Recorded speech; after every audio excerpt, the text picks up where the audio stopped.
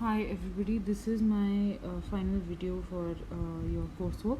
There's only going to be one video for the second essay. It is not a very theory intensive essay as the last one was, and it is going to be much easier for you guys to understand and much easier for everyone to relate to, especially in this time, when we have so much free time. And with free time, I am adding the air quotes even if you can't see that, but free time is a great essay to understand, especially in these quarantine days. uh, the first slide with which I'm attaching this voice note is it gives you the entire details of the essay. So make sure that you're reading from this book. I've already sent this book on the group a month ago. The second thing is that in this book there is another essay that you must take a look at, especially the ones who are willing to go the extra mile, even though I'm not there to keep an eye on you.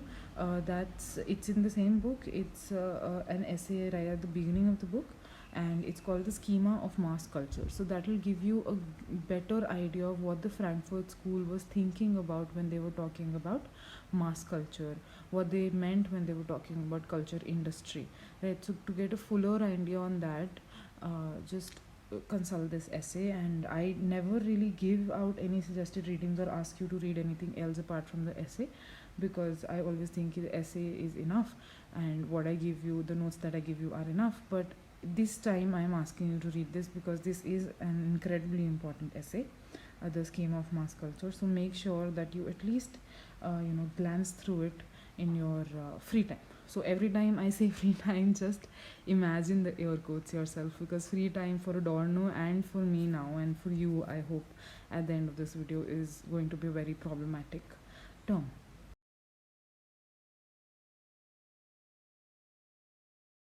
I have divided this essay into 6 or 7 major arguments that Adorno is trying to make, and we'll discuss each one of them in turn. I will send you a PDF and a Word file for these notes, and you can, add your own notes along the way. So please just use this time for listening. It was easier to type than to write in my handwriting, so that's what I've done. And it is going to be easier for you to add your notes to this too, because you don't have to make your own. The first thing that Adorno is going to focus on is the meaning of the term free time. He's going to tell us exactly what he means by free time by differentiating it from what others have called before him as leisure time. ठीक है, laser activities करते हैं हम, laser industry भी है आजकल. So Adorno says the leisure and free time are actually two very different things.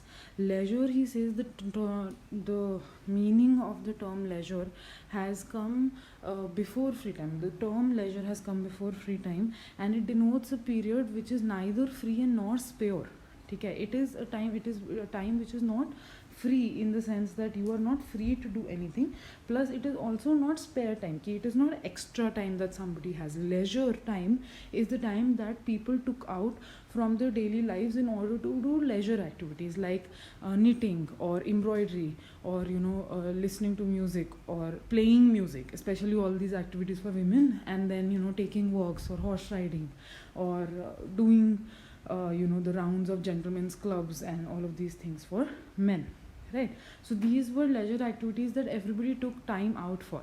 And when I say everybody, always treat this term everybody, this generalization, with a little bit of contempt, because as I'm going to ask you at the end of this slide is ki, can everybody afford to have free time? When Adorno says everyone, or when I say everyone, I do not really mean everyone. It is a generalization. Please keep this in mind, right? He says कि free time denoted a period which was neither free and nor spare, and it was designated as a heteronomous time. Heteronomous क्या होता है? When a situation is affected by some kind of external action. For example, military occupation. If if one nation occupies another territory of another nation, then that territory is going to be governed by external conditions of the conquering nation, right? So if we attack another country tomorrow and we take hold of their territory, so the rule of law in that territory is going to be our rule of law, right? And this is what a heteronomous situation means. So with respect to leisure, he says कि leisure was a very heteronomous situation. Why? Because जो leisure activities होती थी, they were dominated also by external forces. External forces in the sense, that term will become clearer when we differentiate leisure and free time. So free time जो है, he says कि free time is not something that we take out of our day, right? Free time, he says, is free time is constructed in opposition to busy time, right?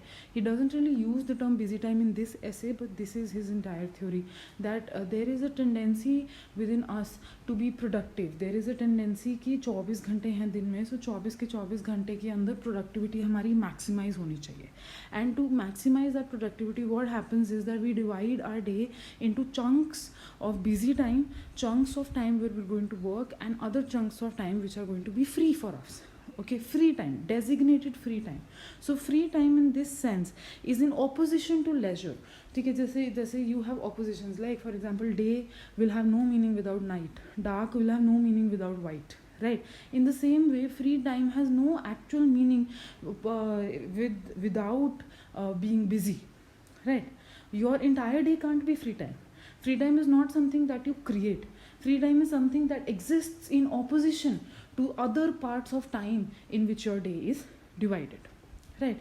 Times where you do things and times where you don't do things. So even in times when you're not doing things, that what time won't also be called free time according to Adorno. According to Adorno, free time is something which depends only upon social conditions, right? It does not depend upon our free will. We will come to those points later, but abhi ke liye just try to create this theory in your head कि leisure was something which was decided, what would you say, which human beings decided for themselves. I am not saying that they took out specific activities, specific hours in a day. Okay, I am going to like embroider only from 6 to 7 in the evening. No, nothing like that. But leisure was something which Adorno says in the pre-industrial age. Again, remember that Adorno is a Marxist. So everything exists pre-industry and post-industry for him. So in the pre-industrial age, Adorno claims that leisure existed only to facilitate the conduct of activities which people actually like doing. Okay, like doing in the sense that it wasn't their choice to do them maybe, but at the end of the day they chose these activities to be a part of their leisure life. ठीक है, but free time on the other hand, Adorno says, in the post-industrial age, पहले तो free time exists in opposition to other busy times that we have during the day, right? We designate some hours to be free time, and the designation of these hours to be free time is only to maximize the productivity of the other busy hours of our day. ठीक है.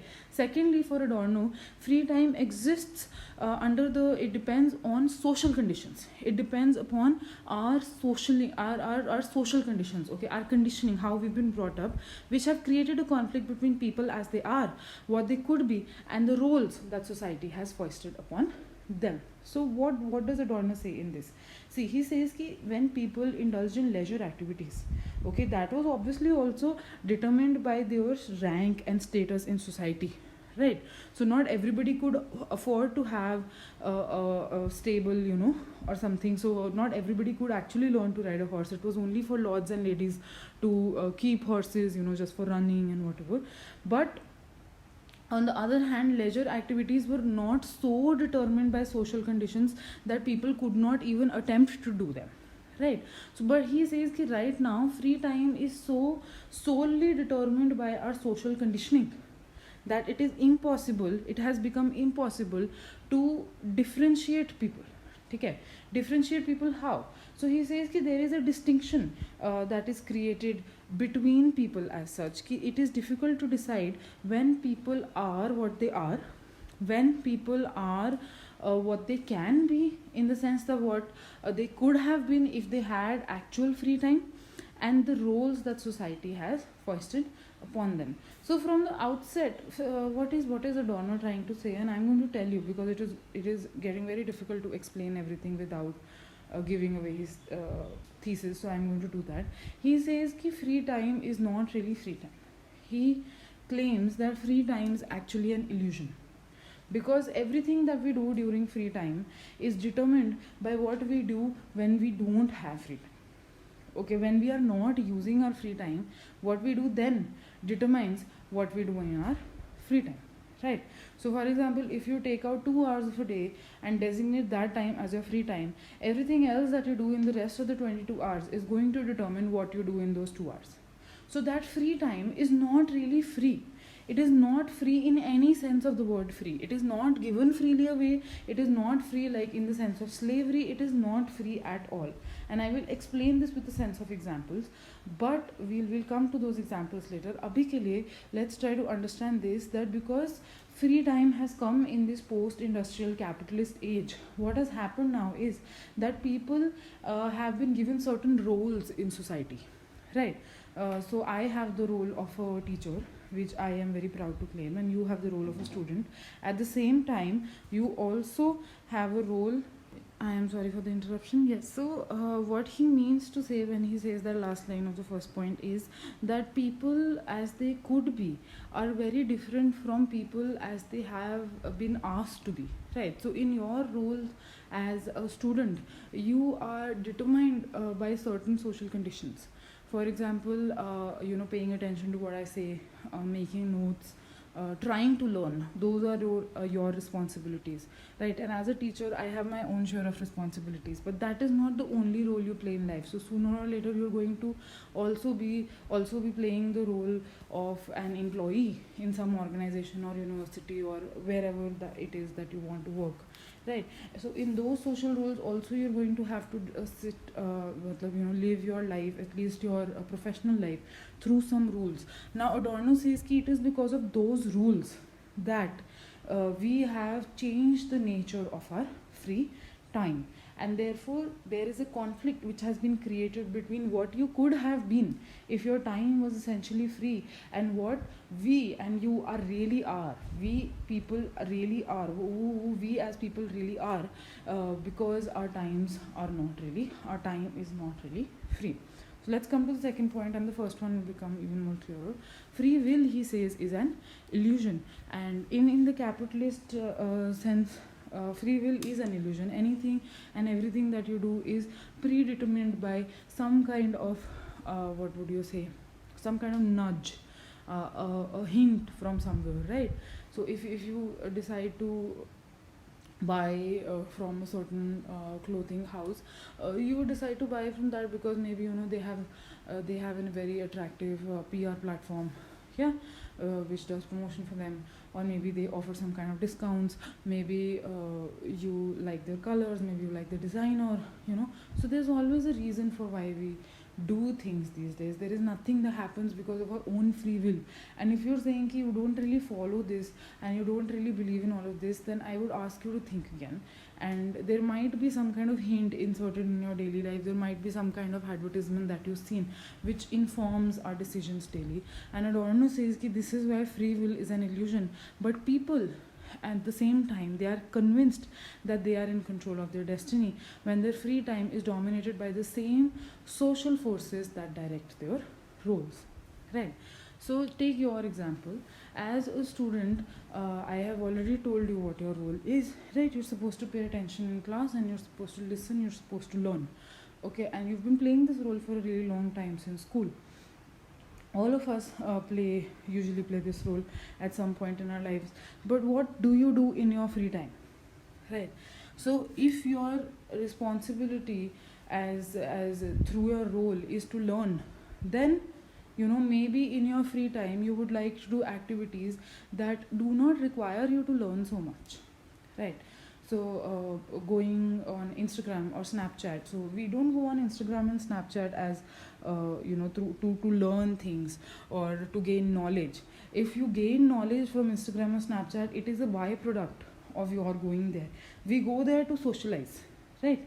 Or you go there to share pictures or do things which do not require a lot of brain capacity, okay? So in that way, why are you choosing to do that? Why are you choosing to do that? Because your social lives, your social roles of being a student, of being a learner, have constrained your time to such a degree that the free time you have, you do not want to be constrained by those roles, okay? is in another example. In free time, where corporate employees, I usually see this with my corporate friends. So what they are is, in fact, they are very stressed throughout the day. I'm not saying stress doesn't happen in academia, but this I've seen especially in people who work from 9 to 5, who consistently have to sit all day, right, doing work that they might not be very happy about. So in those cases, what happens is that your stress level increases, and when you're free, you might try to release that stress level. How do you do that? How will you do that? By looking for activities that decrease your stress level, which one, Instagramming and Snapchatting, one of the best things, right? They do not require a lot of brain capacity, as I've already said. But if you actually look at really successful corporate CEOs like Steve Jobs or whoever else that you can think of, what do these guys have in common? What, when you actually read their books and everything, so one habit that they all have is essentially they take some time out for their bodies, and they take some time out for their minds, right? Usually they begin or end their day by meditation. And in those cases, meditation ka choice kahan se aata hai? Because their actual daily lives are so entrenched in stressful conditions that they want to break from that, or they want to deal with those conditions better. And this is why they choose to meditate, they choose to do yoga or whatever calming exercises they can in their free time, right? The need and choice to meditate are therefore born out of the stress we have in our daily social life. So free time is not actually free. If you tell yourself ki I am not stressed but I'm still doing yoga, right, now that might be a different thing. I'm not saying that every person who is stressed does yoga, or every person who does yoga is stressed. Okay, do not twist my words into saying these things. This is what Adorno is claiming in 1977. Okay, almost 50 years before our times. So almost 50 years before people decided that it was cool to be okay with all kinds of attitudes, right? And Adorno is not one of those people. Everything for him and for the Frankfurt School is a result of capitalism. So try to be a little kind, go a little bit easy on him for having these views. But this is what he claims. He says that there is usually a question which is asked of people, and which you must have asked your friends too at some point, is what is your hobby? Okay, what are the things that interest you, right? So he says that this is a very incorrect, this is a very idiotic question to ask. Why does he say that? Iske andar he gives you this huge case study of his own life as an academic. So he says that as a person who's responsible for philosophy and who's responsible for sociology, he is very averse to the idea of hobbies. Okay, why is he averse to the idea of hobbies? He says that everything that I do in my quotes unquote professional life is also what I do in my free time, right? So for example, he says that I read and write a lot when I read a lot and I write a lot, I think a lot. All of these activities I continue to do throughout my days. Okay, so therefore there is nothing which differentiates my free time and my busy time, right? So the activities that I do in my time in my busy time are the same ones I do in my free time. Okay, so his social role is one of those roles which are very consistent with consistent throughout his daily schedule. Okay, so he says ki, this is, I'm quoting from page number 189, making music, listening to music, reading with all my attention, these activities are a part and parcel of my life. To call them hobbies would be a mockery of them. On the other hand, he says that I have been fortunate enough that my job and the production of philosophical and sociological works and university teaching cannot be defined in terms of that strict opposition to free time, which is demanded by the current razor-sharp division between the two. And he's very right. As a person, as a scholar myself, I agree with this viewpoint that thinking and philosophizing and writing are so entrenched that you never really take a break from that. Once you start thinking, there is no way that you can actually put a stop to it and say, okay, now in my free time I'm not going to think, right? So he says, reading, writing, thinking, I might choose to read a different book than the one that I'm doing my research on. But at the same time, I am exercising my faculty to read and to think and then to write about it. And those faculties are the same that I do in my free time and that I do in my busy time. So in my life, as well as in Adorno's life, and as well as in your life, if you're actually serious academics, you will realize that there is not really a very sharp distinction between free time and busy time. Okay. Also, and at the same point, he raises the question of privilege. Okay, he does not really raise it as so much as, just like brush past it, but we will discuss the question of privilege because it's a very important question in our contemporary climate. Not everybody can afford to have free time, right? I can afford to have free time because I have people who take care of other daily things that I might need to take care of at some other point in my life, but not right now, right? So I can afford to spend my time reading and writing and listening to music or watching movies, right? Just like I'm sure that many of you can too. But at the same time, it is a privilege to be able to read and write without worrying about the distinction between what we do in our free time and what we do in our busy time, right? This is something that he also talks about. Yeah, I will now go to 189. Upar se I think is the 7th or the 8th line after what I finished reading last time.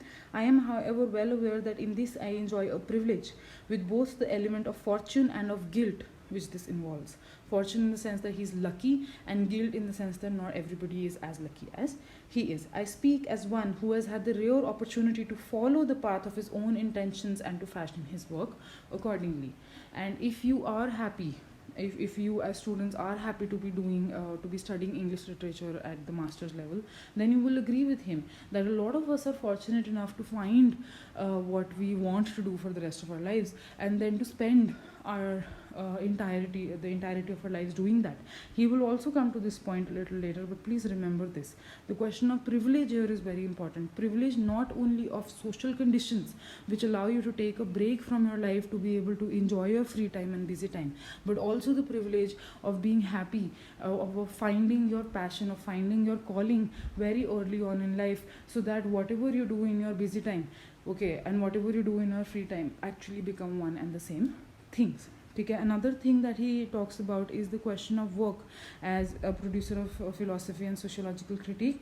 And yeah, this I have covered. And does he have free time? Okay, so free time, does he have free time? And this question is also connected to the question of privilege, which I'll come to in the next slide when he'll talk about boredom. Okay, so remember this question.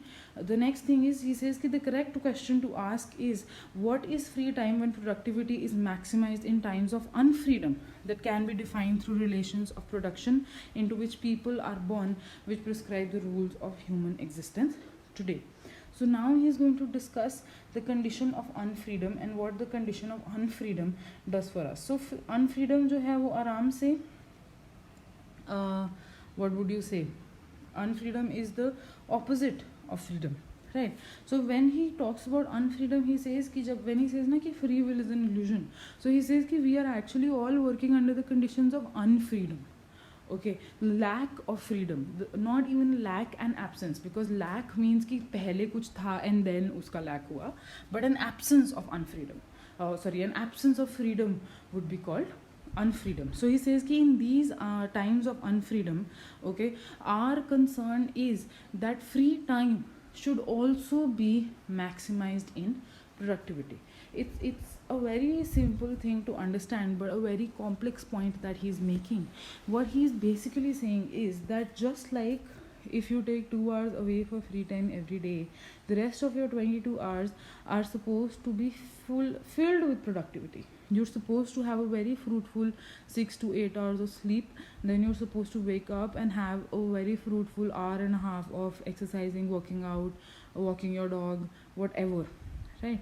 And then after another hour or so of having a very productive, very nourishing breakfast, you're supposed to work for the next 7 to 8 hours, also increasing your productivity within those 7 to 8 hours, doing a lot of work in the least amount of time possible, being efficient, being productive, and then coming back to your homes later at night, and then also working again to be productive, with your family or with your friends or with whomever you choose to socialize. So being productive there, building productive social relationships, building fulfilling social relationships, and then going back to bed, and repeating the same process all over again, day in day out, 365 days a year. So this is what we're supposed to do. Every article that you read, every blog post that you read on not procrastinating, always ends with the line, you can choose to be productive.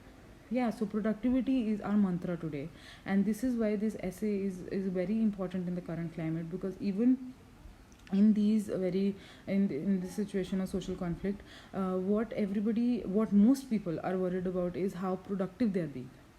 So exercising, working at your job, or working at your studies, ठीक or doing something productive, चाहे वो painting है, cooking है, whatever it is. People really want to do something. They want to fill their hours with the maximum amount of work that they can do, and they do not want to differentiate this time of crisis from other productive days that they've had in the past.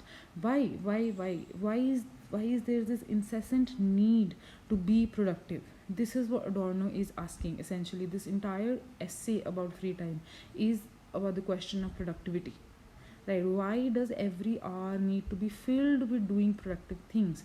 That is what Adorno is asking, and he's saying this mantra of productivity that comes is given to us from capitalism, because capitalism is the first and the only movement which worships productivity and profitability. What is capitalism? Capitalism for Adorno and for the entire Frankfurt School is basically maximizing efficiency, maximizing productivity in the shortest amount of time, in the shortest amount of people, in the shortest amount of labor possible. Right? So what 10 people could do in 10 days, capitalism wants that to be done in 1 day by maximum of 2 people. Yeah, this is why they built machines, this is why automation happened. Do you know all of this?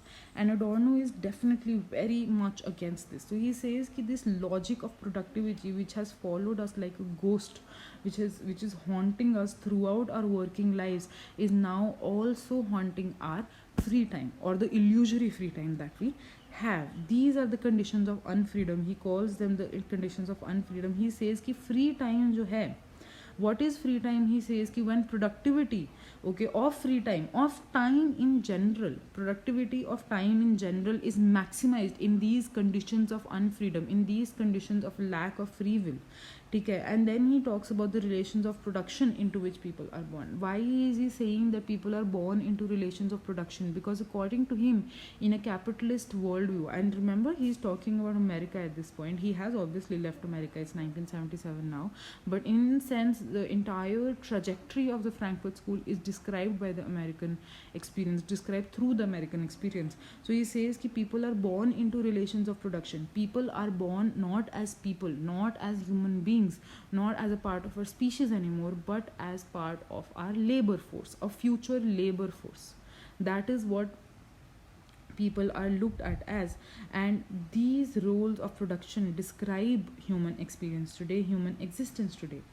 So everything is moderated by production, चाहे वो reproduction है, चाहे वो labor work है, चाहे वो free time है. Then he says कि free time therefore is becoming unfreedom, he says, is increasingly dominating free time.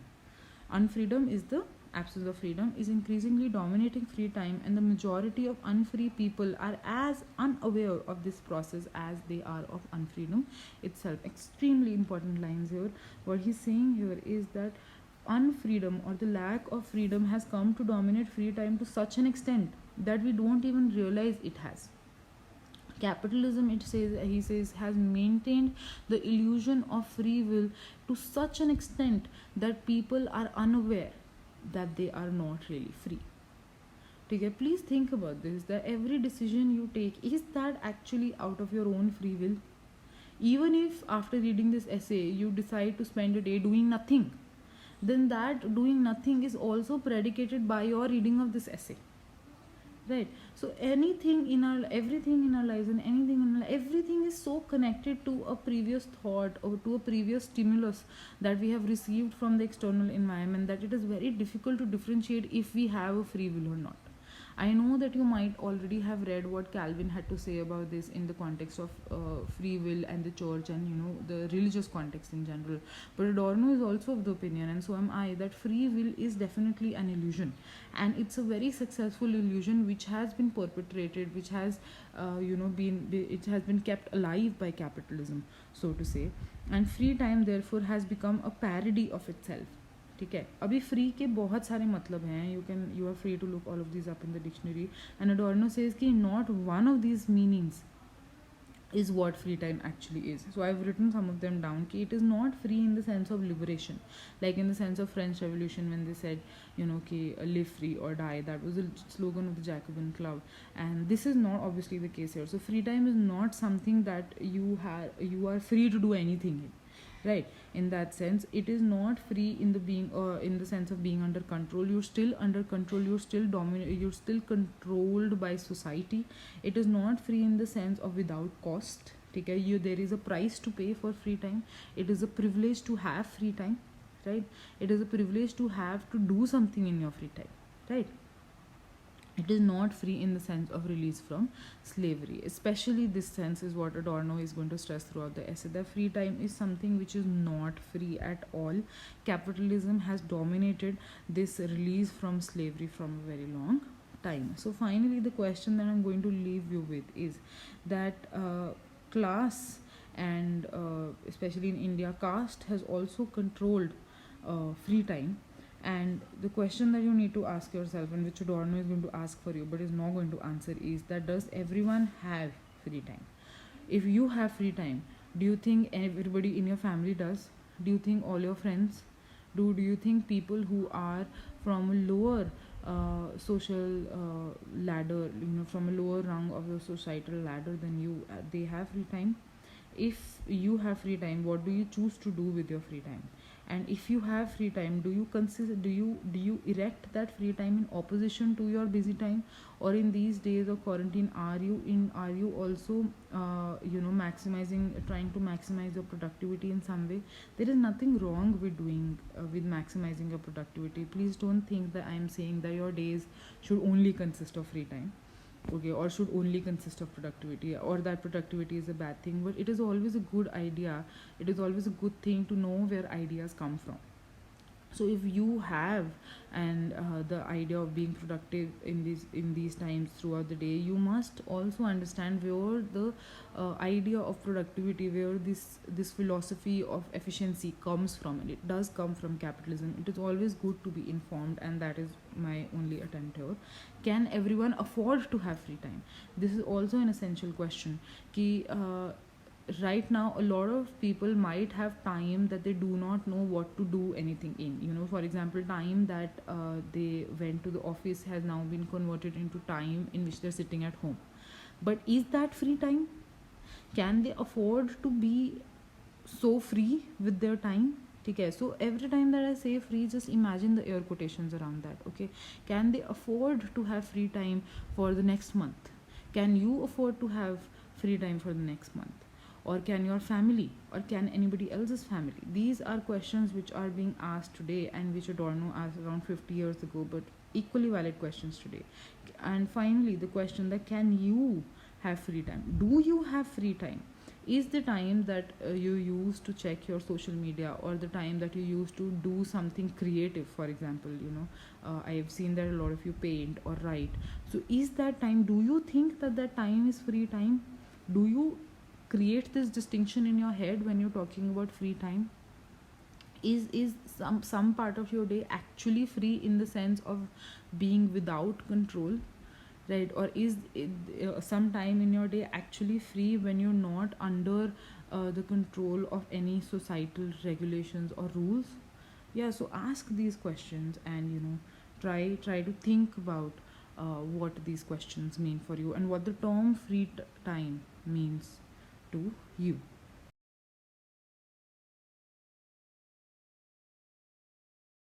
So in this slide, we're going to talk about 2-3 things. The first is a concept that Marx originally used. It's called reification of cultural icons. We'll talk about that. Then we'll also discuss what what he this guy Adorno calls he calls free time vacuous or empty, right? And he says that free time has been fetishized. So we will discuss the concept of fetishization, right? And we'll begin first with Marx, whom Adorno has quoted. So Marx says that labor is constantly reified, and as such hobby, therefore the term also hobbies and free time has also been reified. This is what Marx says. Now let's try to understand it. What Marx means when he says that reification has happened. So reification का मतलब क्या होता है? Reification होता है to pedestalize something, to make something sacred, to add divine characteristics, to attribute divinity to something, so that thing stands differentiated, stands above humanity, stands above whatever it is that is left behind it, right? So labor, he says, has been constantly reified. How? Labor in the sense, Marx is actually not using this term in the correct, in the positive sense of being sacred or in the positive sense of being worshipped, right? What he's saying is कि labour को हमेशा एक अलग दर्जा दिया गया है, उसे पेडेस्टलाइज किया गया है, ठीक है? Why is this happened? Because the entire capitalist industry, according to Marx and according to later Marxists, is built on a construction of labor, right? So only when you have a base of laborers can you create a superstructure of capitalism. This is what Marx says when he uses these terms base and superstructure. He says कि अगर labor नहीं होगा, then capitalism won't succeed, and this is why he advocated for the creation of trade unions, and other such outfits that could help the laborers and traders to be swallowed up whole by capitalism, by the capitalist industry. Nevertheless, capitalism, according to Marx and according to other people, is always involves the reification of labor, and as such Adorno now claims this. Adorno is taking this theory forward of the reification of labor to say that the word hobby has become paradoxical and absurd and very contradictory. Hobby time, according to him, is a free oasis of time within a life constrained on all sides by a system. Hobbies, he says, are just as reified as the rigid distinction between labor and free time. Okay, why is he saying this? It's a very simple point to make, but a difficult one to understand. He says कि जैसे उसने last slide में हमें बताया कि free time जो है is not really free time जो है ना तो वो किसी के कंट्रोल के बिना है, ना ही वो हर किसी को फ्रीली दिया जाता है as in without price, like discount कोई नहीं है फ्री टाइम के ऊपर, always comes at a cost, and it is obviously not something which everybody can have. It is a privilege that only a few people are entitled to.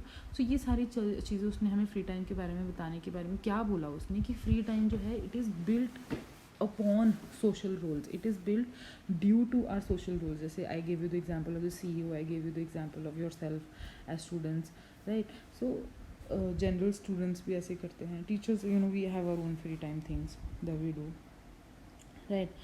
So he says कि hobby time या free time है, it is constructed as this kind of oasis in the middle of a desert, right? So आपके आसपास पूरा desert है of social role, social responsibilities, of jobs that you must do, of responsibilities that you must discharge, and उसके बीच में there is this great place and oasis जहाँ पर you have palm trees and you have sparkling water and everything, and that is what free time is usually made out to be. It is like the north star in a sky which is completely dark, right? It is considered as to be this light in the cave, right? It is considered to be the shining point of anybody's career, of anybody's life. So for example, it is always built like this ki somebody has had a very hard and tough day at work, they worked 8 to 10 hours, but then they come home and they do something really amazing, right? So they might have a completely different second life that you don't know anything about. An employee who works in a call center might end up DJing at night, right? So this is the distinction ki really, this is the distinction usually created, usually pushed by the capitalist media, that there is a really boring life, a very unfulfilling, discontented life that a person is leading, and at the end of the day that person becomes so disillusioned, so discontent that that person opts for a kind of hobby in his free time, again the air quotes, in his free time, and then that hobby changes his life, right? So this kind of trajectory is followed also in movies, like the one with Ranbir Kapoor. Tamasha was the name of the movie. So in that movie, if you actually seen that movie, what is it done it shows how the job that Ranbir Kapoor is doing is a very soulless capitalist job, and at the end of the day he quits that job, and then he becomes, you know, something else. He becomes this really creative person who because he loved to hear stories when he was young, so you know he takes that tradition forward, and he, you know, goes back to doing what he really liked. So what do these kinds of movies show? What does the new age media, what is this new age media, capitalist media, trying to tell us?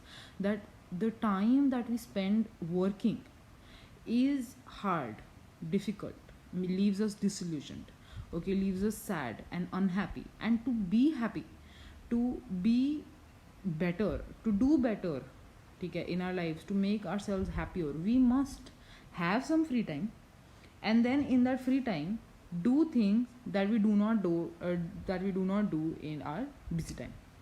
Yeah, that is what people around you are telling you. Okay, you know, you've been working from Monday to Friday, and yeah, so you have a weekend, chill on that weekend, and you know, take a trip somewhere, take a 2-day trip somewhere, and then come back and you will be refreshed, right? So what do you do from Monday to Friday that leaves you so tired? This is what media, this is what everybody around us keeps on telling us, you know.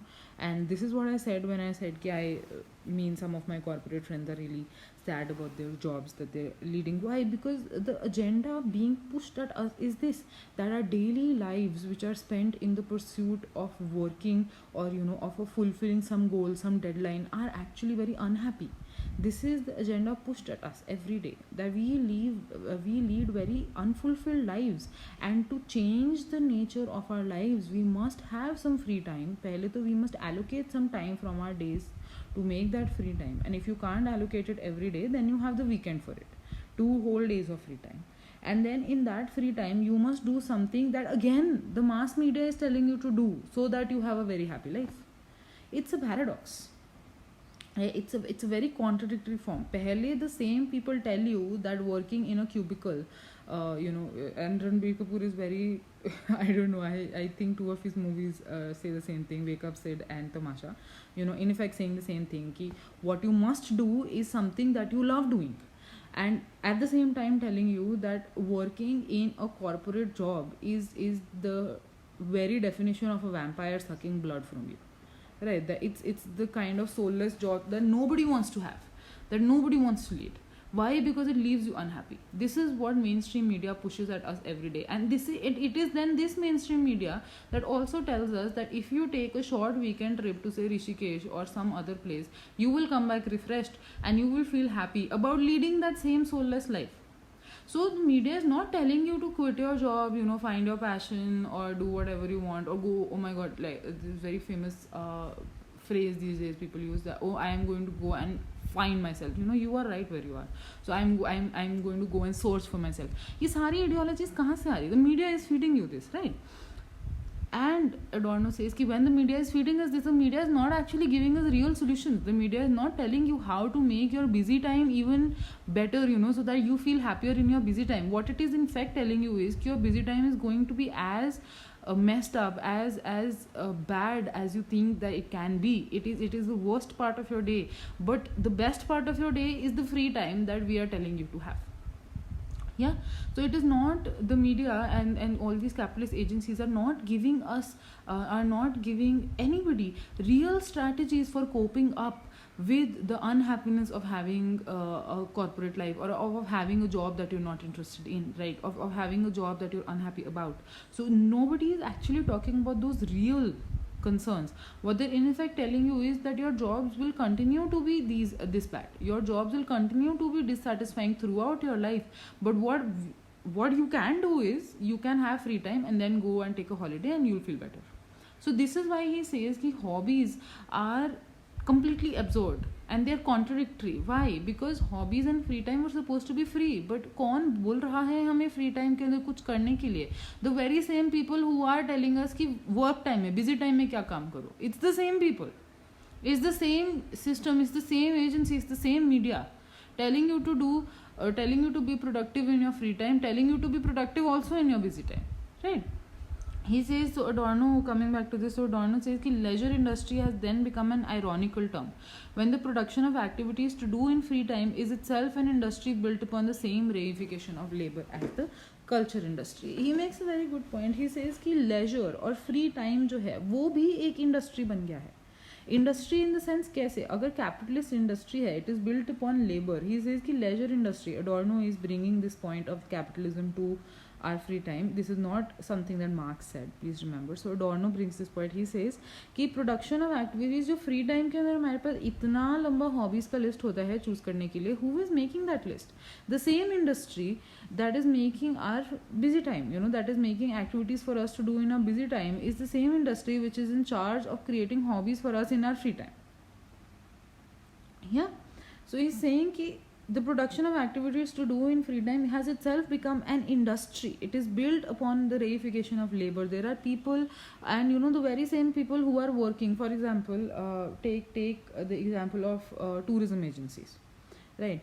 So it's a slightly complex example कि tourism agencies, for example Cox and Kings or Make My Trip or Yatra.com, ये जो सारी agencies है, what are these agencies in charge of? They are in charge of planning your next trip. And I'm not talking about work trips, I'm talking about actual trips where you book hotels and planes or trains or bus tickets or whatever. You go a trip which is built in the interest of recreation. So recreational trips ke bhi in charge hai. If you want to go and visit some place, so you maybe go to a website or you consult a travel agency. What are these travel agencies and websites? Who are these? What agenda is behind these? These are not constructed out of any they are not constructed out of a vacuum. These are capitalist agencies who have made an industry out of leisure and free time. They capitalize on your free time by suggesting tour packages, by suggesting trips, by suggesting the best prices, by suggesting the best discounts. Why? Because leisure has also become an industry. Tourism के अंदर ये सिर्फ हमें काफ़ी देखने को मिलता है, right? And even if you say that I like to go backpacking and I am not in the interest of using websites like Yatra or Make My Trip or all of these agencies, I plan my own trips. We just land in a place and we find a hotel. Even then, even if you're looking for an hotel or if you're eating at a dhaba, what are you doing? You're actually taking part in the tourism industry.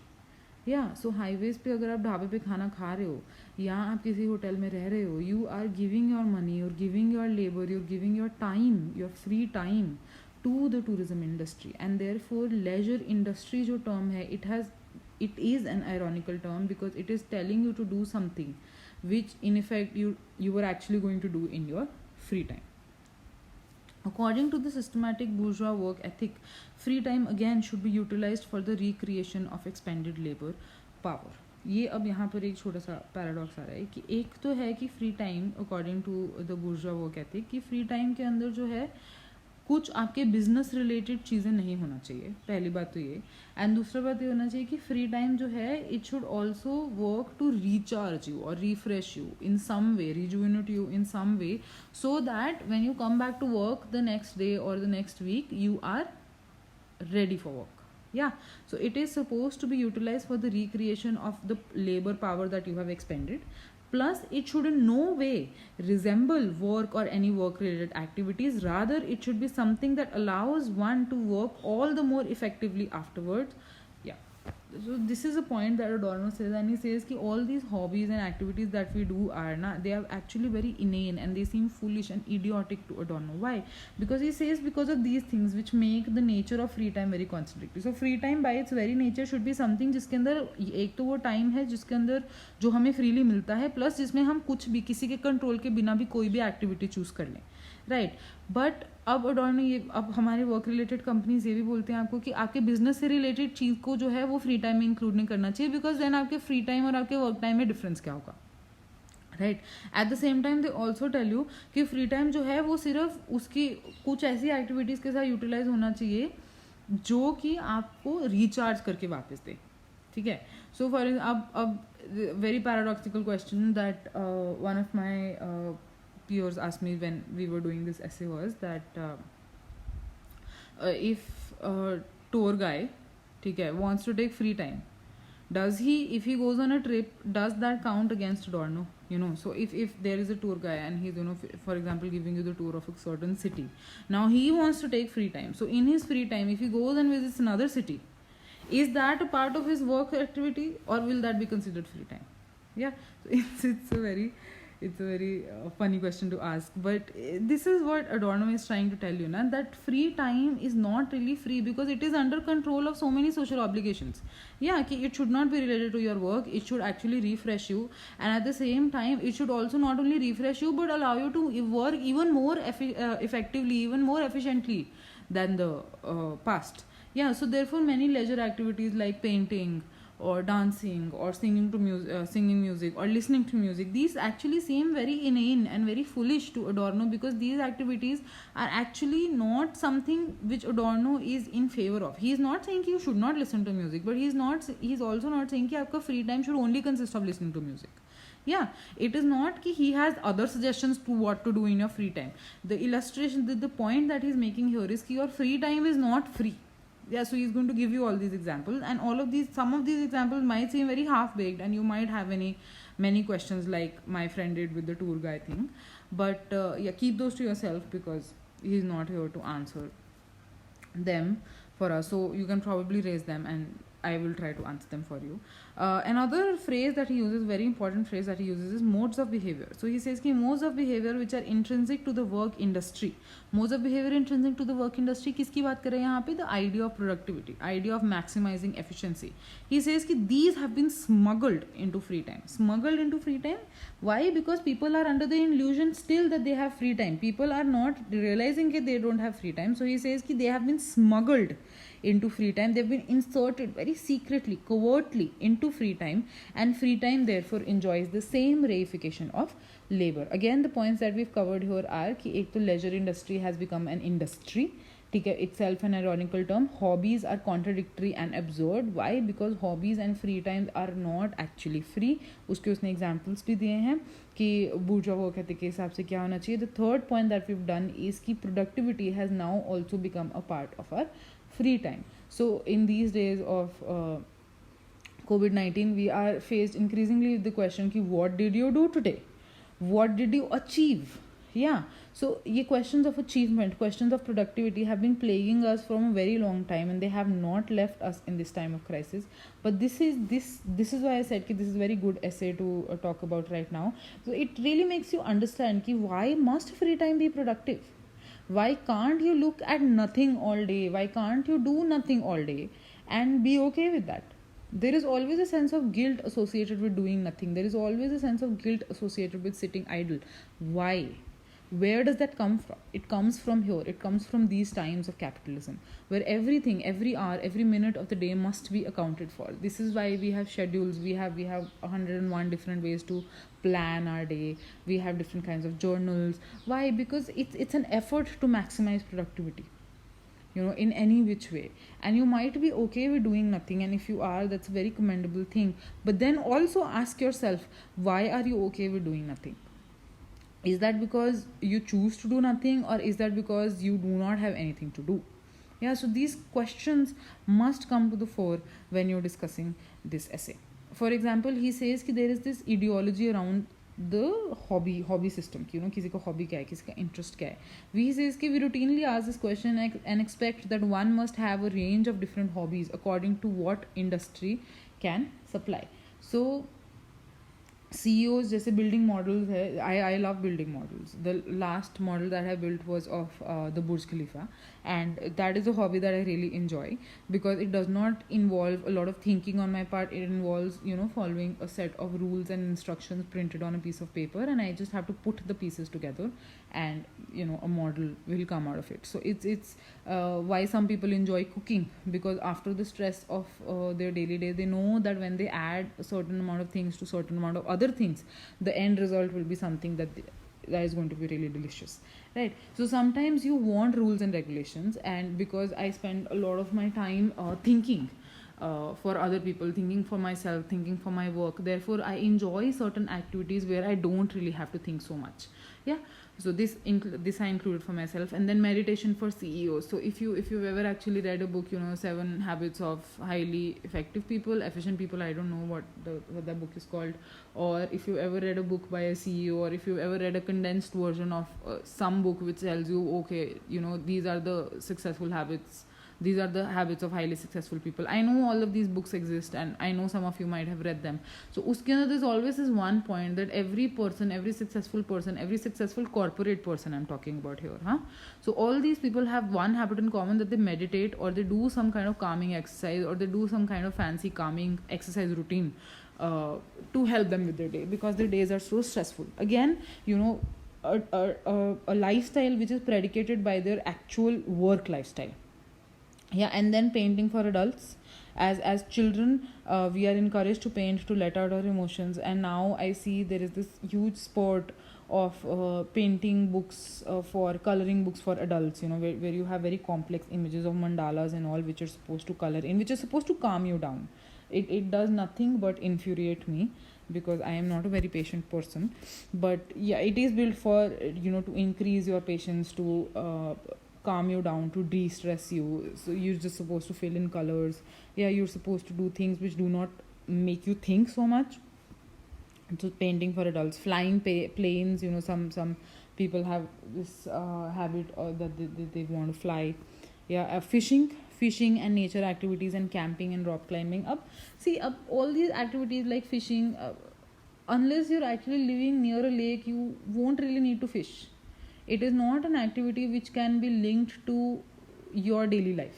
I'm talking about terrestrial people here, who live here in cities, in urban environments where there are not many lakes where they can fish. Unless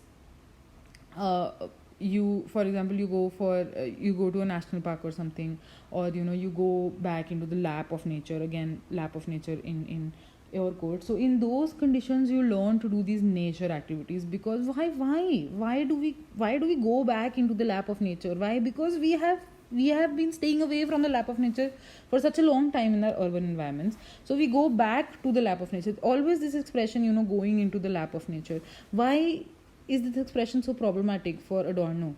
Because he says ki our going back into the lap of nature is predicated by are staying away from nature in the first place. So अगर हम free time के अंदर camping कर रहे हैं जाके, so that means कि that पहले तो that activity is in no way connected to our working activity. ठीक है. अब कोई अगर एम्प्लॉई जो है वो 9 to 5 जॉब को छोड़ के जो है, he is taking a weekend off to go camping और टू गो रिवर राफ्टिंग और whatever. So in those activities what is he doing? Going back to nature. यहाँ पर क्या मतलब हो रहा है उसका? कि वो अर्बन इन्वायरमेंट को छोड़ के नेचर के पास जा रहा है. And it in fact is fulfilling the bourgeois work ethic, जो हमने सेकंड पॉइंट में बात किया था कि पहले तो it is not in any way resembling work और एनी वर्क रिलेटेड एक्टिविटीज़. ठीक है. Unless he's making a PowerPoint presentation on the river raft, there is no way that it is resembling his work or work related activities, which are sitting in a cubicle and thinking, analyzing, writing, coding, all of those things. Second is ki it should be something which allows him to be refreshed, obviously, because it is a change in his routine. It is a change which he has opted for in his routine. Going back to the lap of nature. So वो change जो है उसे refresh करेगा, and in some way it will revitalize him and maximize his efficiency the following week when he comes back. So ये camping वगैरह से तो Adorno को कुछ खासी problem है. We'll discuss that later, but he's going to give you a very huge line about how camping has especially become a leisure industry. If you've ever visited this store called Decathlon, there's a branch in Zirakpur. It's opening a lot of branches all over India. So Decathlon is a store which is devoted to activities that we do in nature.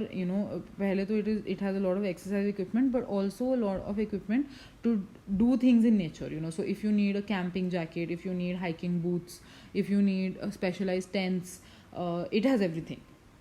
So these are some points that Adorno uses to say कि camping itself has become an industry. Camping, something he says कि camping जो था originally was done by the middle class as a form of protest. Yeah, as a form of protest, you know. So who were the middle classes? Again we'll come back to this कि middle classes कौन थे सबसे पहले. आप लोग को पता है, लास्ट ऐसे में भी हमने इसका डिस्कशन किया था. Who are the masses? Who are the middle classes? These are the people who have come from the countryside, left their homes in the country to come to the city to live in very cramped, small, urban spaces. Now these people conducted a protest. I'm not saying that this was a widespread protest, but camping, going back to nature, going back to the lap of nature, was considered to be a form of protest. They were going back to nature to protest against their cramped conditions in the city. And this is why, and this form of protest has been now taken by capitalism and turned into something completely different. People do not think of camping as a form of protest. They think of camping as a form of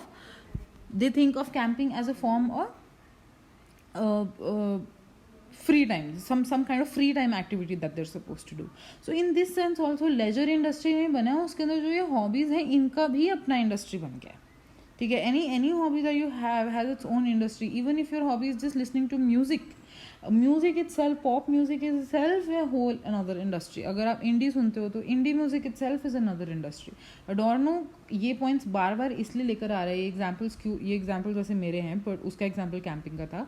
but all this examples, why is he giving them again and again to tell you कि the formation of a leisure industry for our leisure और for our free time is itself and a very ironical, very contradictory turn of events. So finally he says that there is something very vacuous, there is something empty about free time. And then now he gives the example of sun tanning. So sun tanning is an activity that you might be familiar with if you watched some kind of Hollywood movies, a certain kind of Hollywood movies. So what in fact people do is they sit on a beach and they darken the color of the skin through UV radiation, through sunlight. Now Adorno considers this to be another problematic activity. He says कि sun tanning जो है it's very uncomfortable, it is very uncomfortable to sit sweating under the sun and then turn around at periodic intervals of time so that you have an even tan all around your body. It is also problematic because the people who opt for sun tanning are the very people whose ancestors actually came to East Asian countries and African countries and took away slaves of the color of the skin which the skin is now. Yeah, so terms, ये जो racial conditions हो रहे हैं, skin change, जो racial skin colors जिस तरह उसकी perceptions change हो रहे हैं, एक तो एक comment उसके ऊपर भी है which Adorno does not mention, but what he says is कि sun tanning, exercising, doing dance routines, rock climbing, fishing, camping, flying planes, all of these are activities which are dangerous, which are uncomfortable in some way, चाहे वो physically हो चाहे वो mentally हो. But we do these activities despite the physical and the mental strain because the fetish character of the commodity is so apparent that hobbies itself have become fetishized. Fetish का मतलब क्या होता है? Marx, in his book Das Kapital, which he published in 1867, he talks about a concept of which is called as commodity fetishism. So commodity fetishism क्या है? We must understand this before we actually go on. So according to commodity fetishism, what happens is that some relationships, ठीक है, social relations between people, for example how much money you have or how many things can you buy and what kind of quality of things can you buy, those kind of things, these determine social relationships. So in a marketplace, Marx says कि in a market, for example in a sabzi mandi or in a fruit market, the relationships between people are not going to be defined as relationships between people. The relationships between people, as in the producers and the consumers, producers as in जो सब्जी बेच रहे हैं and consumers who are buying the things, उन दोनों के बीच का relationship is not a relationship of human beings or of people. It is actually a relationship of things. It's a relationship among things. The money that the consumer has to buy the things that the producer has. So money और commodity के basis के ऊपर जब relationships exist करने लग जाते हैं instead of existing between people, that is what Marx calls commodity fetishism. So for example, in a marketplace, so you might go to for example you want to buy apples, and you go to a fruit seller and he has a lot of apples, and then there are like 3-4 fruit sellers who have a lot of apples. You are the one who has money, they are the ones who have the commodity. So now the relationship is not going to be between you and the person. The relationship is between the money you have in your hand and the commodity he has on his cart, so or in his stand. So what you're going to do is you're going to try to find कि अगर मुझे 100 रुपये के Apple खरीदने हैं तो मुझे सबसे अच्छे एप्पल सबसे सस्ते दाम में कौन सा सेलर बेच सकता है, right? So you're not going to look at the person and think okay, maybe I buy apple from this person. You are going to look at the commodity, you're going to look at the produce of the producer, and then decide whether you will choose to consume it or not. Another good example of this which I found was the perception of chocolate, right? So you must have heard the new Cadbury advertisement for dark chocolate. So dark chocolate का जो advertisement आया है उसके अंदर you have Aishwarya Rai claiming that this chocolate is not for children. Yeah, so she says this chocolate is the grown up chocolate, right, versus other versions of chocolate which are for children. So you have different levels of chocolate on the market. So you have the grown up version, which is the dark chocolate, then you have the normal version, which is the Cadbury normal milk chocolate, then you have the white chocolate version, okay, then you have sprinkles chocolate, then you have chocolates like munch and pork, which are wafery chocolates, very cheap. Then you have things like gems or things which have a very small amount of chocolate. Then you have other foreign brands of chocolates which further divide the brand of chocolate into terms of commodity. So for example, Swiss chocolates are considered to be the best in the world. Then you have chocolates like Indian chocolates, or Indian chocolates usually have a lot of sugar. Yeah, so chocolates from Africa would have a better form of cocoa in them. Yeah, so you have predication of chocolates based on their quality, based on where they come from. Yeah, so in these senses commodity fetishism happens. So from a Marxist viewpoint, so chocolate और उसका status क्या है, कौन उसको खा रहा है, क्या कोई adult खा रहा है, बच्चा खा रहा है, कौन कैसे खा रहा है, that determines how fetishization helps maintain capitalism. So advertising जो है अगर वो इस तरह की है, it legitimizes some kind of people over another kind of people. एक तो पहले it legitimizes adults over children. It says कि chocolate is not only for children because that is how it is perceived ना. छोटे होते बच्चों को बोला जाता है कि अगर कोई stranger chocolate देगा तो मत आना. Yeah, nobody is going to tell you that. Yeah, so adults के लिए chocolate कौन सी है? The grown up chocolate. So it privileges the adult class over children. It also privileges the kind of people who can afford to have dark chocolate or who can afford to buy chocolate over people who cannot afford to buy chocolate, and reinforces the image of the adult superiority or the upper class superiority by presenting this grown up chocolate as a very as a lifestyle which must be aspired to. So if you're a grown up, you will have a chocolate. If you want a break, you will have a Kit Kat. So stuff like that. Okay, so now this is what commodity fetishism means. कि social relationships between humans are determined in society through commodities of the presence of commodity and the presence of money. Yeah, so he says in this way, he says that there is something vacuous about free time, and the fetish character of the commodity, this fetish character, this social character, this fetishization जो हो जाता है commodity का, that is what is apparent in hobbies themselves. So people do not choose have hobbies only because they are hobbies. They choose hobbies according to the commodity status of those hobbies. If you are rich enough, only then will you go to fly planes at some private airspace, or so you'll have a private plane that you can afford to fly. Yeah, so not everybody can aspire to fly to that. So if a person is actually learning how to fly planes in their free time, so that they come from a certain class and from a certain status, from a certain amount of privilege in which they can afford to do that. If somebody is actually using their free time to go camping, and they're using really expensive gear, and they're going to the best camping site or whatever, so in those senses also you can understand that the kind of background they come from. Yeah, so and if you have a really good tan, as Adorno is going to point out, this is not something which really goes for India, because in India we still have the fair skin paradox. So he says कि in foreign countries, if you do not have a tan when you come back from a vacation, that means you did not actually go to vacation at all. So in those senses, getting privileging sun tanning has become a fad for Adorno. Exercising, if you do not have a good body, if you cannot afford to go to a good gym, if you're only working out from home, if you're only trying to do home workouts, all of those things come from a certain class of they become judgments. People pass judgments on other people because of the kind of hobbies they have, because of the kind of things that they choose to do.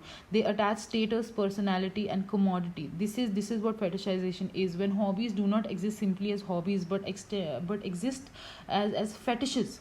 Okay, as fetish for some kind of status, for some kind of position, responsibility, some kind of money, financial background, okay, that other people have in life. So hobbies themselves have become fetishes. So for example, doing yoga might be very difficult at first because it requires a lot of flexibility, it requires a lot of balance, but clicking a picture of that and posting it on social media is itself, what would you say, is enough to make it a fetish.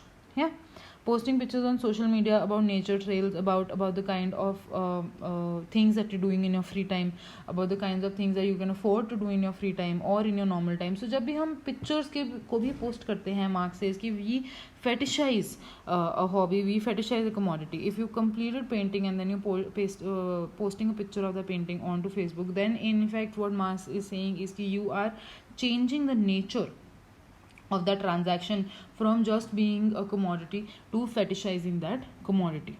Yeah, so he says that this fetishism of our free time is subject to further social control, and people's ignorance, people's ability, and people's willingness to stay distracted plays a very big role. He finally says that people are unaware of how utterly unfree they are, even when they feel most at liberty, which is in their free time, because the rule of such unfreedom has been abstracted from them. See, he says in effect that the entirety of our lives are lived in such huge conditions of unfreedom, such huge conditions of unfreedom, such huge conditions of illusions of freedom, that we forget that we are actually not free. And in our free time, when we actually, जैसे होता है ना कि किसी का free time होता है, तो people are very relaxed, they are more liable to be stress free in their free time. So in those free times, when people feel that they are most at liberty, when people feel ki okay, in my free time I am free, in those times they are the most unfree. Why? Because in social lives, in your daily social lives, you at least know that you are following certain rules. You at least know that I am not free to do what I want to do. But even in free times, Marx says and Adorno says that we are controlled by our social roles. We are controlled by our social status. We are controlled by our social privilege. ठीक है, चाहे वो economic हो, चाहे वो social हो, चाहे वो क्लास बेस्ड हो, all of these things control what we do in our free time, and we are not even aware of it, that we are being controlled even in our free time. Yeah, so that is the worst kind of unfreedom, that is the worst kind of unfree state to be in.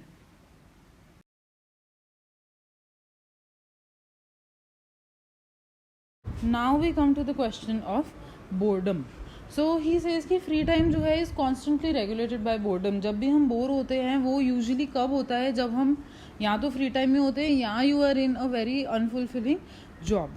ठीक है, so इसके अंदर ही is going to quote Schopenhauer. So Schopenhauer says कि people either suffer from the unfulfilled desires of their blind will और become bored as soon as these desires are satisfied. So yeah, तो he says कि people are always bored in the sense that they always desire something else from their lives. ठीक है, they are not happy with what they are or who they are or what they're trying to do, and in that sense they always want something more, something more, something more, और ये है उनकी blind will. उसके बाद है दूसरे ऐसे भी कुछ लोग होते हैं, जैसे ही उनको ये चीज़ें मिल जाती हैं they become instantly dissatisfied. So those people also exist according to Schopenhauer, and they only want to go to the next thing, the next level. He says कि distant places, then Adorno is trying to tell you this, कि distant places जो हैं they no longer remain distant, they are more of the same, and holidays sometimes serve no refreshing purpose. What does this mean? He says कि you might want something else, you might want something. So for example, you have A, you might want B, and then when you have B, then you might want C, then you have C, then you might want D, and this cycle is never ending, it's relentless. Okay, in that sense, sometimes what also happens is कि you might go on one holiday, you might come back refreshed, but then the next holiday seems like much like the last holiday, and then the next holiday seems like all the holidays that you've taken together, and sometimes things stop interesting us. things stop interesting us, things start to become boring when we start to lose interest in them. This is what Adorno, this is the point that Adorno is trying to make, कि boredom जो है it becomes therefore a part of our lives. Somehow or the other boredom जो है वो हमारी life का एक हिस्सा बन ही जाता है. Now Adorno is saying this, कि boredom originates from this compulsion to work under the strict division of labor. So now he says कि imagine, no, he doesn't say I am asking you to do this. Imagine that the thing that you wanted to do most in life is the thing that you do now. If you harbor secret ambitions to become a singer, that is what you are. That is who you are. Your life is defined by singing, and earning good money for it also. Let's put that in the mix. So जब हम इस तरह की चीज़ों के बारे में बात करते हैं, if I'm asking you to imagine who you are as a person, do you think that you will be bored? Do you think that the one thing that you want most in life, if you get that, you will be bored? Or the one thing, the way that you want to live your life, if you get that, you will be bored? I don't think you will. And Adorno disagrees. Adorno says कि no, you won't be. So he says कि boredom सबसे ज़्यादा हमारे lives में आता है when we divide our life with such strictness between labor and between our work time and our free time. So he says कि work के अंदर जो है हम ऐसी activities करते हैं जो हमें खुश नहीं रखते हैं, and because of the strict adherence to working time and free time, इसकी वजह से सबसे ज़्यादा boredom आता है. It is only when time is truly autonomous or free that boredom does not figure. Boredom is the reflection of objective dullness and also of objective desperation. So go back to the distinction that I made in the last slide when I said कि it is the media which is telling us कि अगर हमारी jobs अनफुलफिलिंग है, unhappy हैं, ना खुश हैं, discontent है, सब कुछ भी नहीं है उनमें, even then it is fine, because free time ऐसा चीज़ है जिसमें हम वो कर सकते हैं जो हम करना चाहें. Right. So in that sense, Adorno is saying that if you imagine your life to be consistently what you do in your free time, if you choose to sing in your free time, then imagine your lives as always you're always singing in your life. So in that sense, boredom will not figure, because in that sense you are choosing to do what you actually. So he says कि boredom जो है वो उन conditions में हमको नहीं मिलता जब when we are actually free, like जब हमारे पास बहुत ज़्यादा free time होता है and you choose to do something that you're really interested in and then you see कि वो time का पता ही नहीं चला. We usually say this कि time का पता ही नहीं चला हमें कि कैसे चला गया. उस situation में जो वो काम अगर आप कर रहे हैं, अगर आप सारा दिन वो काम करें, then you will not be bored. So he says कि boredom comes from this distinction जिसमें हमें बोला जाता है कि हाँ, it is okay to not be happy in the work that you do, and it is okay to keep the work that makes you happy for your free time. It is this capitalist media, it is the capitalist industry which is telling us कि it is okay to do everything that makes you happy, but okay to do that only in your free time, while your working time should be devoted to hours of work, hours of unproductive, forced work which make us so unhappy. Okay. So he says कि boredom is the reflection of objective dullness. Objective dullness in the sense कि it is a reflection of our dull lives. Our dull capitalist life. According to him, every life is dull. Every life lived under the shadow of capitalism is dull. And also of objective desperation. कि we are desperate कि अब हम क्या करें और हम कहाँ जाएं. क्या हम काम कर सकते हैं, क्या हम काम ढूंढ सकते हैं ताकि हम खुश हो जाएं. So that kind of desperation is what boredom comes out of. Such characteristics of boredom are also extended by the crippling of imagination in early childhood. The question that what should people do with the vast amount of time at their disposal is a consequence of this unimaginativeness. It is because they have crippled imagination that people do so little with their free time. Thus, they become bored in their free time rather than taking pleasure in the state of freedom of their free time. Free time is again taken in by unfreedom. This is a very easy point to understand because I've written it all down for you. But what this essentially means is that when we're in school, there is this big stress laid on doing things the right way. Aajkal you have a lot of different kind of methodologies coming up in teaching which encourage people to embrace who they are, which encourage children to be who they are as little people.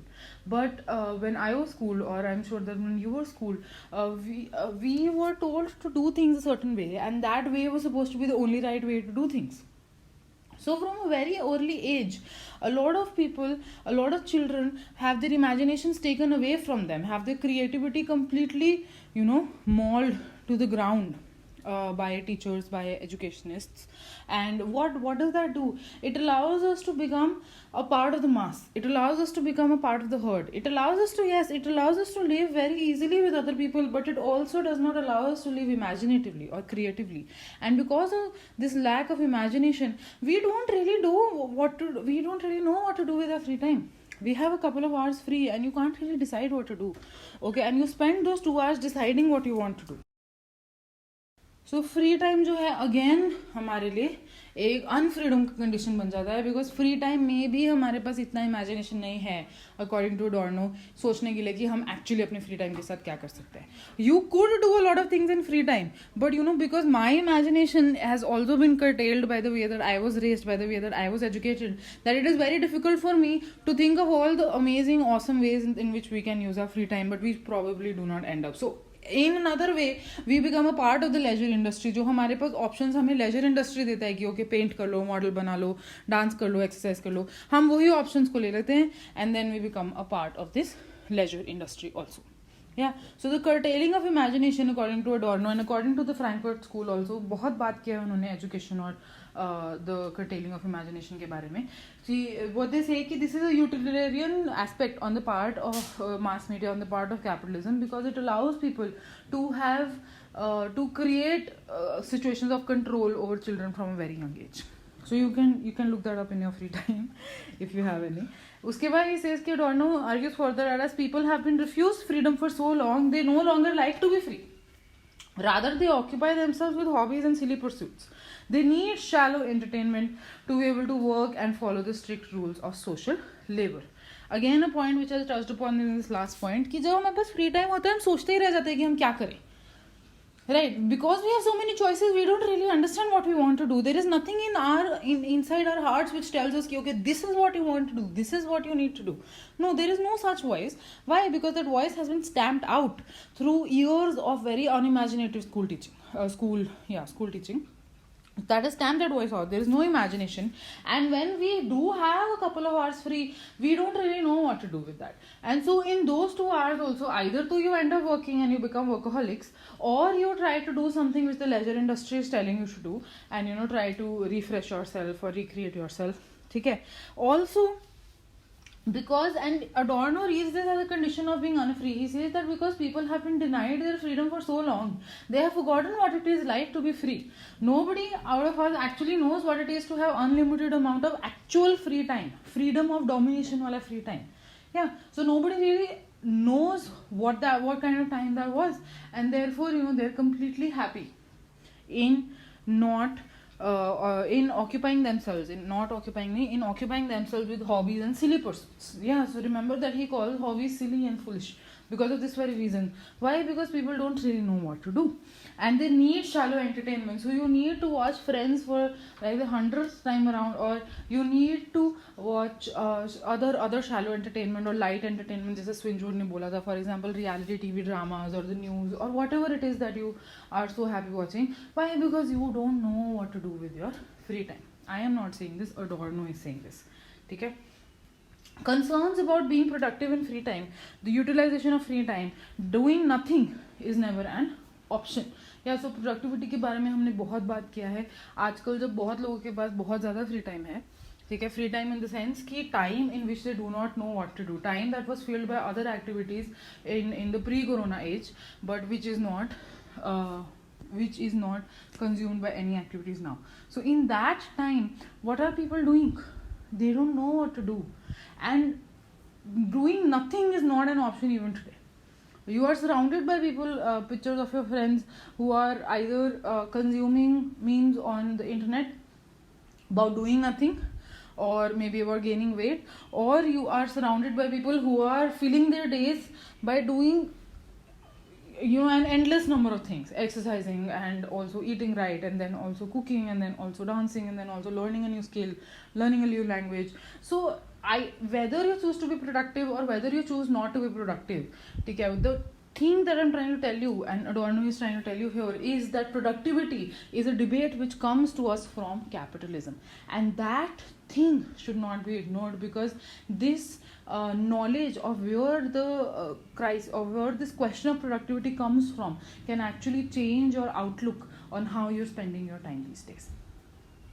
Finally, this is the most important point that he's making, this productivity wala point. He says that the ability to be really productive in the sense of an ability to bring forth something that was not really there.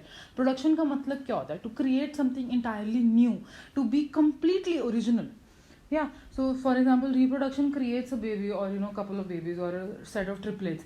People who were not here before, identities, human beings that did not exist in this universe before. Even if you have a set of twins, then those twins will also have a different set of personalities. So with every reproduction, with every production of a baby in this planet, what happens is that there is a creation of a being that is entirely new. So in that sense of production, in the sense of creating something truly original which has never been on this earth before, in that sense, none of us are actually really productive in any aspect of our lives. That is what Adorno is trying to tell you. Okay? If you are not creating something which is truly original, which wasn't truly here on this earth before, then you're not actually being productive. There has been what they actually produce during free time is a very poor imitation of grand things.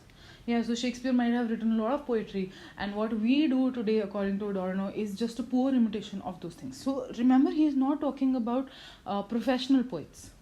Yeah, so professional poets, whatever they're writing is fine, but if you choose to write in your free time, according to Adorno, that is only going to be a very poor imitation of what other people have written or what other people have recited before you. Okay, so poetry, painting, nature activities, these सारी चीजें जो हैं, these are just poor imitations of what other people have done bigger, better, faster and grander than the rest of us.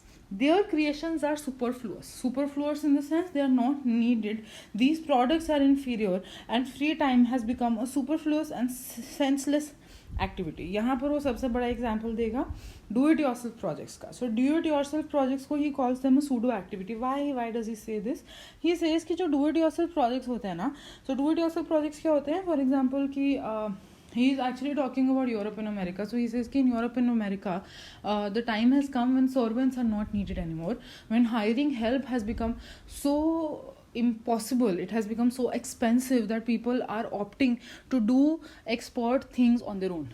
So for example, building a fence, retiling your bathroom floor, or gardening, these things which usually require the expert opinions and the expert knowledge of plumbers and gardeners, and cleaning, for example, requires specialized equipment also at times, or retiling requires the understanding of floors and how they work and cements and all of that. So ये सारी चीज़ों को छोड़ के we are disregarding experts in Europe and America. He says people are disregarding experts and choosing to do these projects themselves. So do it yourself projects actually में क्या कर रहे हैं?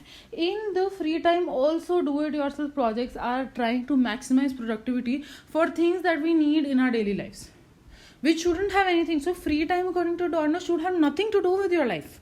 It should have nothing to do with any aspect of your life. This is why that time is completely free, completely separate from your life. But when you choose to do it yourself projects in your free time, you're not actually doing that. What you're actually trying to do is maximize your productivity through do it yourself projects by doing something which you will need in your daily life. Even if you look at do it yourself makeup tutorials, Adorno would say, he would say that do it yourself makeup tutorials के अंदर भी free time में आपको makeup करने की ज़रूरत नहीं है. If you're actually learning how to do makeup in your free time, you're maximizing a skill that you will need when you're outside of your free time, when you're at your workplace, or when you're outside in the city or on the street. That is when you will need that skill. But what are you choosing to do? You're choosing to use your free time to take advantage, or you're taking advantage, as we say, taking advantage again in air quotes, of your free time to become an expert in a skill that you will only need once you're outside of your free time. So हमारा free time therefore is dominated by the same social constraints, by the same desires, the same needs that we have when we are not in our free time, when we are in our busy time or our other time or our free time, extra time. या सो उस time के अंदर जो चीज़ें हमें चाहिए, those are the things, those are the same desires, the same needs that formulate our free time. And this is what he has a problem with, because that means the same conditions of unfreedom which dominate our daily waking lives also dominate our free time. And there is no escaping from that fact. There is no free time. It is just an illusion, just like free will is an illusion.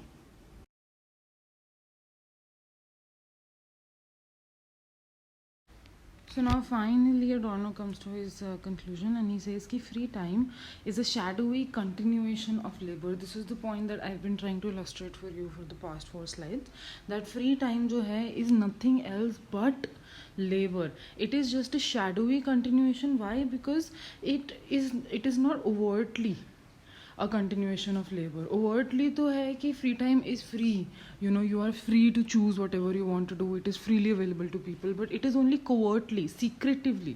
Okay, there is a secretive factor to it, in which the functioning of free time is very similar to the functioning of labor practices. Okay, through certain activities, he says that people are trained in modes of behavior required by the work process. Example, this is my example, that sometimes in corporate environments, in many companies, you have sports day. So at sports day, what happens is that people divide up into teams and they play a sport of their choice, whatever. I have a friend whose company has a sports day in March every year, and they go to the Sector 16 ground and they play cricket. Right? So now in that scenario, what happens? Why is this sports day so required? Ek to it gives people what do you say, people some free time. It gives their employees some free time to engage in non-work related activities. That is how it fulfills the conditions of free time, right? It should be a non-work related activity. But the modes of behavior which are required at such an event like a sports day are very similar to what we require at the workplace. For example, the spirit of sportsmanship or team spirit, right? So teams need to work together. The sports day then becomes an opportunity for employees to network with other employees, their seniors or juniors, create teams, and showcase their personality in other ways. Showcase their personality, how they are so good at playing sports, how they are so good at developing team spirit. Okay, how they're so good at encouraging leadership, how they're so good at encouraging better emotions, better things from their followers, from their juniors, or whatever. See, sport is therefore enjoyed as a triumph of freedom. Okay, triumph of freedom in the sense that we are free to completely play sports, but everybody who is, for example, old or are not able to play, are those people also asked to play? Are they given off? Not so in my friend's company. They are supposed to come and watch, right? And then what happens at corporate retreats? Sometimes companies pay for their employees to take a vacation collectively as a group, right, for 6 or 7 days at some place. And in those cases also, what happens, at those occasions become occasions of networking. Okay, so the workplace is never really far away in these instances of company mandated free time. This is what Adorno is trying to tell you, that sport is now enjoyed as a triumph of freedom when it is something that society inflicts upon them and what they must learn to enjoy. So a lot of people might not really enjoy sports. A lot of people might actually want those 6-7 days being given to them for a company mandated vacation to spend time with their family. But what happens in these instances? There is no right way to say no, right? And when you are under a compulsion to say yes, then that time is not really free time. See? Then finally he says that the relation of free time and culture industry, and this is where he links this entire study to mass culture. That although production regulates consumption in both mental and material life, even as the culture industry has successfully distracted people, it still hasn't achieved total control over consumer consciousness. Extremely important point. He presents us with a ray of hope here. Remember this in 1977. Personally, I don't think that hope really exists right now for our current scenario, but according to Adorno, in the late 1970s, there was some bit of hope left in him. So now what is he saying here? He says that even as the relations of culture industry, the relations of capitalism and mass culture have taken over every aspect of our life, from consumption to production, in both the mental, how we operate within our minds, how decisions happen within our minds. जैसे मैं शुरू में आपको बता रही थी कि no decision is ever taken without any influence, right? So what are those influences? Capitalist influences. That is what pervades everything, right? So both mental and material life, दोनों के अंदर जो है culture industry capitalist mode of thought इतना ज़्यादा provide कर चुका है. But he says कि it still hasn't achieved total control over consumer consciousness. Now he will give you a case study, and I've added a picture here of the wedding of Princess Beatrix of Holland with the junior diplomat Klaus von Amsbach. Okay, he was a German diplomat, and the wedding took place in 1966.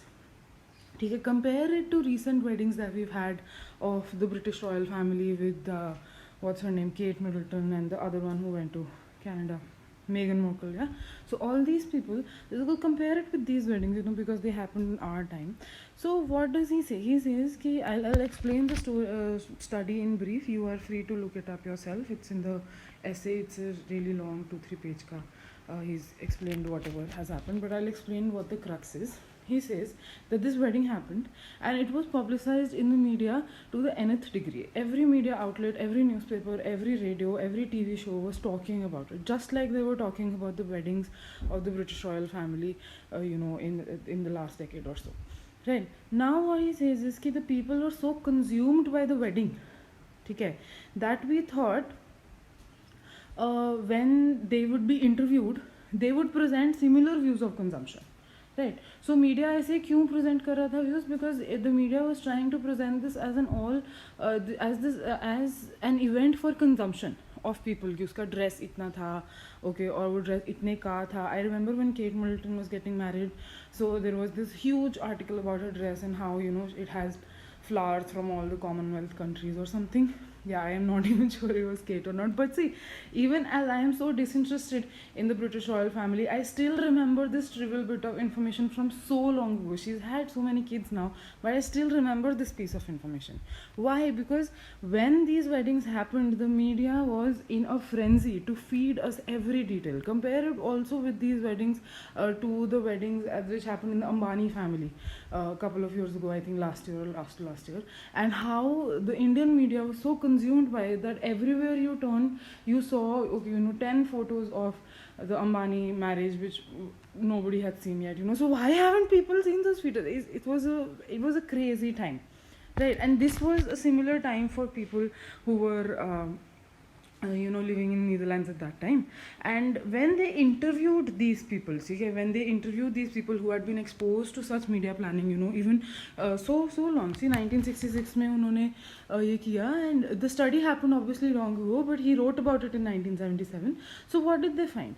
They expected that when people would be coming into when people would be giving their answers, what they would say is ki, we were so consumed, and they would recite trivial details just like I am telling you right now, trivial details about the dress, trivial details about the marriage, whatever the media has been feeding them. But people did show themselves, and there was a lot of, he says that there is this phrase, the unique experience wala jo phrase tha, he says that this is a favorite of the German people, and it was bandied about a lot. A lot of people said that this is a unique experience, this happens only once in your lifetime, a royal marriage which they get to witness, and that was fine. But at the same time, a lot of people, most of them, a lot of these people who were interviewed professed a very realistic view, in which they said that in which they demonstrated the ability to critically evaluate this same event. Critically evaluate the same event how? For example, they could see that yes, this was a unique event, and her dress was really nice, but at the same time, what happened was that this is a political liaison between two countries, okay, in Europe. At the same time, they could also realize that the mass media had been feeding them all these details consistently day in and day out, and they could see that. They could see that they were being distracted from other events. Okay? They could realize, and they did realize, that they were being distracted, and not only distracted, they were being waylaid into another path. They were being fed these things. Okay, this was a realization that happened to them. It did not happen inside the interview room. This was a realization which they had carried with them throughout the entire process when the media was feeding these things. Right, so even as now I'm telling you about Kate Middleton or the Ambani marriage, what am I telling you at the same time? I am reciting trivial details. I did see those photos, just like I'm sure that you did. But at the same time, a lot of us were aware of the fact that the media is constantly feeding us this hype. Yeah, so once you're aware of the process, that you're being fed something, that you're being readied for consumption of something which is not, under your control, that is what Adorno says. That is when Adorno says that we have a little bit of hope. How do we have a little bit of hope? Because it makes us realize that the media and the culture industry, mass culture as a whole, hasn't yet really taken a hold over our consciousness. Just because as scholars for cultural studies we can actually discuss this impact of mass media, of marriages or of not marriages, of hyped events in general, just because we can discuss this within ourselves and we can realize that the mass media is feeding us this rather than just being fed in ignorance. That is why Adorno says that there is some level of hope still left.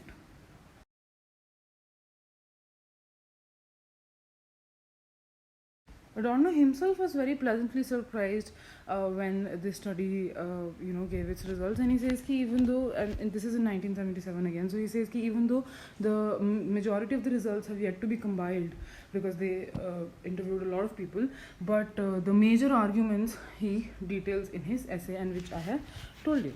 Right, so people thought that it was a unique experience, but at the same time they were very realistic about this unique experience that they had. Now finally Adorno says in the last paragraph, what is this kind of behavior, or conclusion of what is this kind of behavior? We expect mass culture के अंदर, we expect every person to be totally ingrained in mass culture, totally internalize mass culture to such an extent that there is nothing else visible. But he says that there was still some kind of indication that something could be different. His history could take a different turn. It hasn't taken a different turn, but according to Adorno, in 1977 there was a little bit of hope. Adorno concludes that the integration of consciousness and free time has not yet completely succeeded. Okay, individuals are strong enough to resist, and there is still a chance of maturity which might help create freedom from free time. So freedom, what is freedom? Free, and it means freedom from, free from domination, right? So he says that I still believe that there is a little bit of chance that the majority might be able to resist these kind of influences that we have, might be able to resist the influences of mass culture and mature in such a way that they're able to create freedom from free time.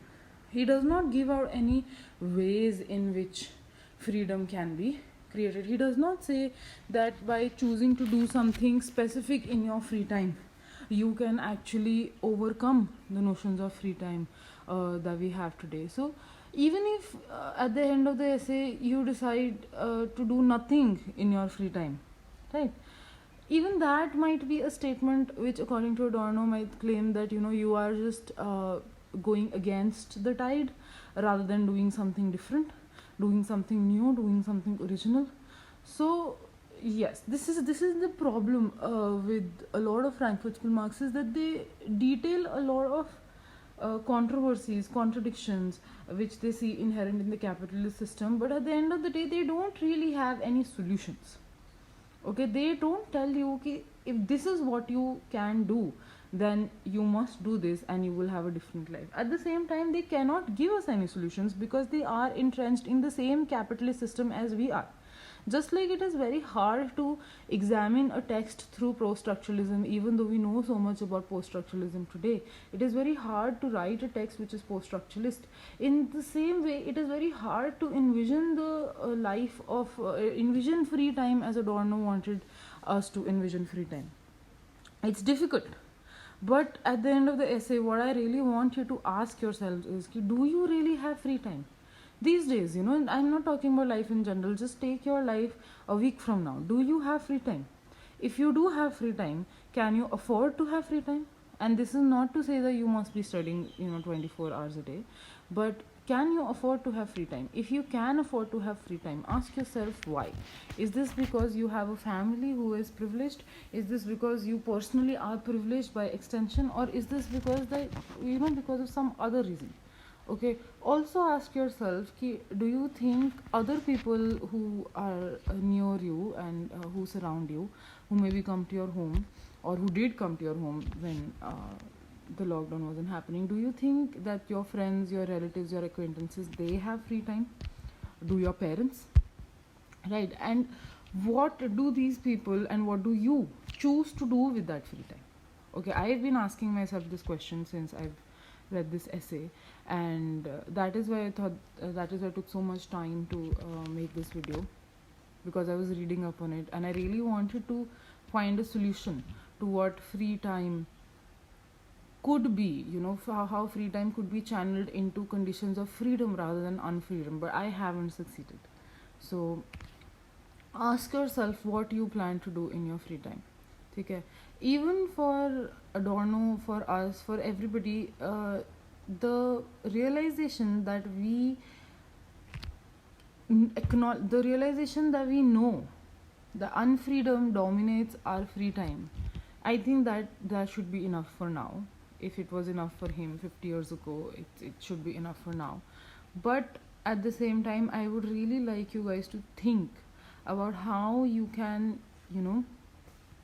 find one activity to do that could be your own, that could be original, okay, in terms of production, if it's an activity that produces something, okay, and also should not be it should be created under the conditions of freedom rather than unfreedom. So read the essay again, and if you do find such an activity, let me know, right? And now I will see you hopefully in the next semester.